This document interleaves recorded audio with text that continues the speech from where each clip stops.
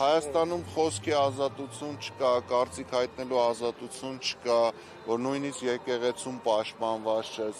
Ժամանակին թուրքական ջարդերի ժամանակ շատ հայեր փորձել են եկեղեցում իրենց կյանքը փրկել, բայց չի ստացվել, նույնը հիմա է, դու կարող ես գտնվել եկեղեցում, խաղաղ կանգնած լինել, գալ քեզ հրեն, հետո հայտնվես բանտում, հաշվի չառնեն ոչ քո տարիքը, ոչ քո առողջական վիճակը, ոչ թե որտեղ ես դու գտնվել այդ պահին, ակցիայի իմաստը խորհրդանիշը հենց դա է։ Դավիթին ենք աջակցում, բայց ավելի լայն նշանակություն։ Իհարկե լայն նշանակություն ունի, Դավիթի փոխարեն կարող է լինել յուրաքանչյուրս,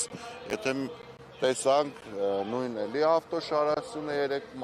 իր վայրակ պարվածքի պատճառով էլի սպանության պատճառ դարձավ, հղինա մեքենայի տակ ընկնում, անպատասխան են մնում, գիտեք իրենք երգում են նաև, որ Արցախը իրենք են հանձնել, այնպես որ իրենց հերքասները, պնդումները,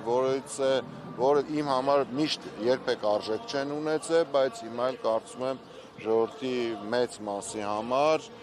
արժեք չի ներկայացնում, հա մարդ, որ կարող է սեփական եկեղեցին պղծել, սեփական հայրենիքից հրաժարվել, հանուն նրա, որ պաշտպանի իր աթոռը, կարծում եմ նրա եւ նրա թիմակիցների գնահատական տալը արդեն իսկ հարիր չէ մեր նման մարդկանց համար։